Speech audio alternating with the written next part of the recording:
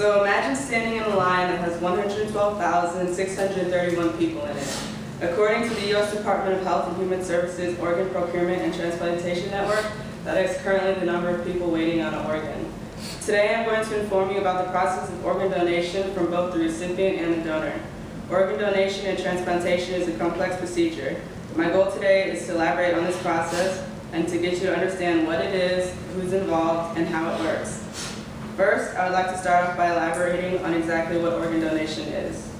According to the Merriam-Webster's Medical Dictionary, organ donation is defined as a process involving transferring organs and tissues from one person to another. Now, when we think of organ donation, there are two types of body parts that you can donate. Most commonly, it is organ donation, which is the heart, the lungs, and things like that. But you can also donate things like tissues, which is your eyes, skins, bones, heart valves, and things like that. There are two types of donors. Living donors, who are donors who want to donate either a kidney or part of their liver, and at the end of the process can still be alive. And then there's the deceased donors, who are most commonly they're dead and the majority of their organs are used. Now that you know what organ donation is specifically, I'm going to speak about the actual process and who is involved. First, I would like to discuss the process of the recipient. I'm sure you guys are all aware of how hard it is to get on the organs list because it's an extensive process.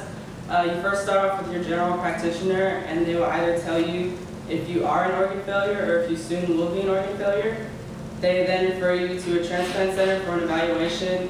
They just run a bunch of tests, blood tests, physical tests, your ability to tolerate surgery, and obviously if you're in a quicker state of organ failure, the testing will go on a little bit more quicker.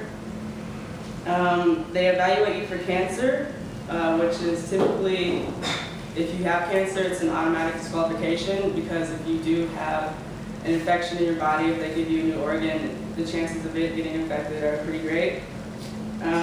They also do psychological evaluations. If you have an untreated psychiatric or mental disorder, you're typically disqualified too, especially if you're not taking medication.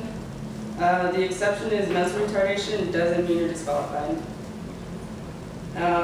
Organ donation is expensive, so they also do financial counseling to make sure you can pay for the actual surgery, the medicine, and everything involved. And then they evaluate addictive and harmful behavior. For example, if you have a bad liver that's caused by drinking, they want to make sure that you stop drinking before you get a new liver. And all this information is from howstuffworks.com. And next is the process of a donor.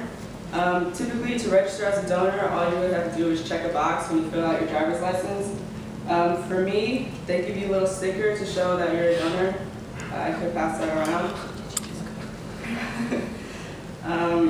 The only requirement is that you're over 18.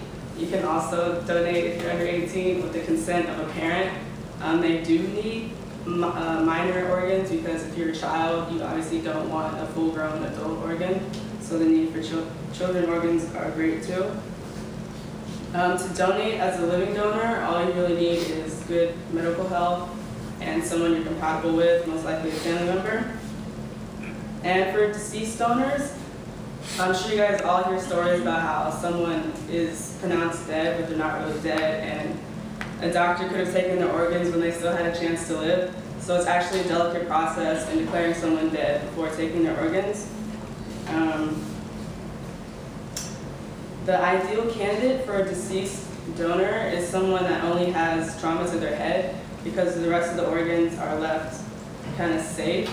But only 3% of deaths are caused this way. So there's actually a very large shortage of organs that are used. And this is from the process of organ donation and its effect on consent. So once they find a donor, they get the organs and they test it to make sure there's no diseases that you can pass to someone else. So now that we know who's involved, I would finally like to tell you how organ donation works. So once you have a donor and a recipient, you get the organs from the donor and you prep the recipient, and you do a surgery that switches out the organs. So when it comes to organ donation, those are pretty much all the basics everyone should know. In conclusion, it is important to know that organ donation is a process of both the donor and the recipient, and the road that leads to the sharing of the organ. Both organ donors and recipients go through a strenuous screening process that involves a lot of testing. It is also important to know the actual medical procedure and how two individuals eventually come together. After this speech, I hope you become more informed about organ donation and what the people involved go through.